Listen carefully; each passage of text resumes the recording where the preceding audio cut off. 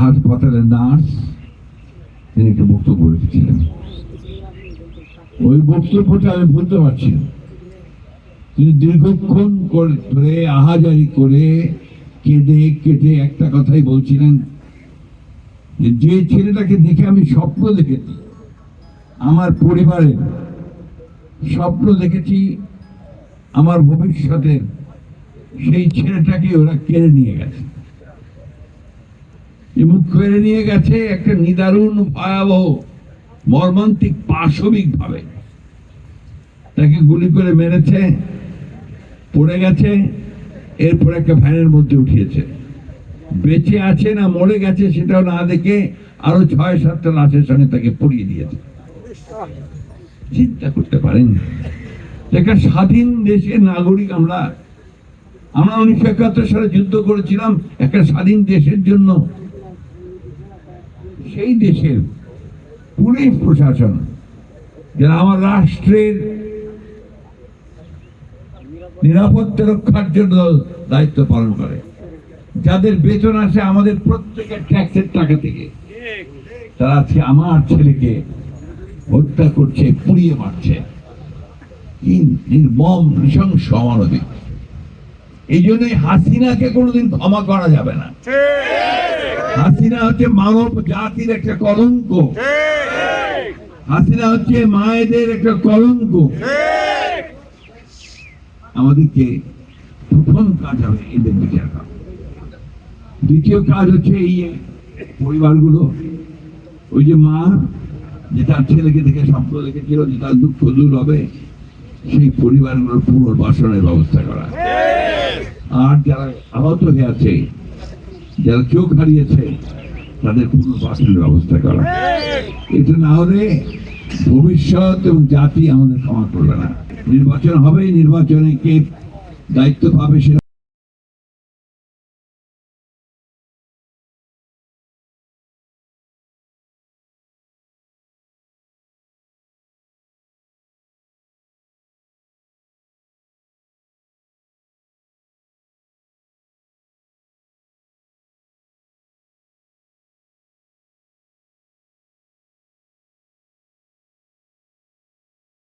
শহীদের পিতা তিনি আক্ষেপ প্রকাশ করেছেন যে আমরা আশা করেছিলাম যে এই অভ্যুত্থানের পরে অতি দ্রুত একটা রাজনৈতিক পরিস্থিতি শান্ত হবে, রাজনৈতিক কাঠামো তৈরি হবে, আমরা একটা নতুন বাংলাদেশে প্রবেশ করতে পারব।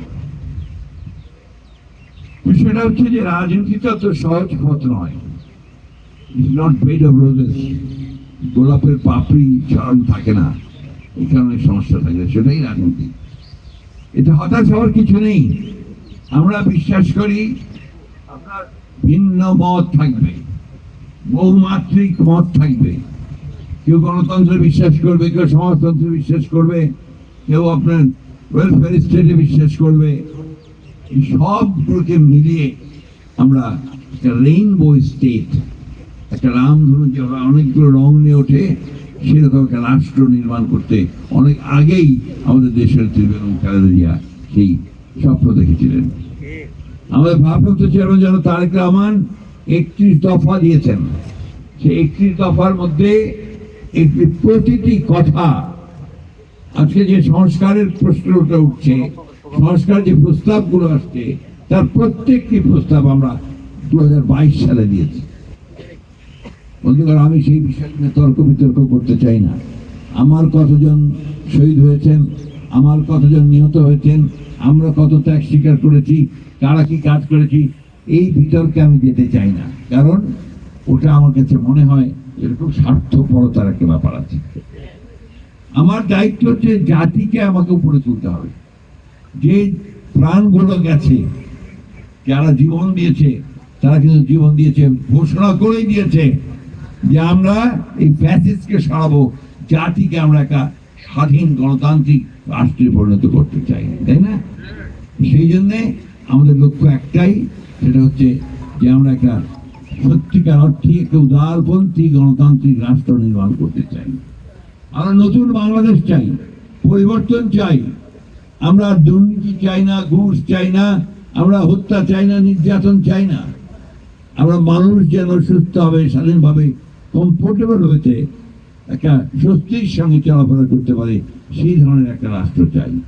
এবং আশা করি আগামী দিনের যে নির্বাচন প্রতিশ্রুতিবদ্ধ হয়েছেন এই কেয়ারটেকার সরকার, যে 26 ফেব্রুয়ারির মাঝামাঝি সময় নির্বাচন হবে, সেই নির্বাচনের মধ্য দিয়ে আমরা জনগণের একটা সরকার তৈরি করতে পারবো, যে সরকার আমার এই শহীদদের তাদের মূল্যায়ন করবেন, তাদের মর্যাদা দেবেন, একই সঙ্গে যে জন্য তারা সংগ্রাম করেছেন বাংলাদেশে একটা গণতান্ত্রিক রাষ্ট্র প্রতিষ্ঠা করবার সব রকম ব্যবস্থা গ্রহণ করবেন।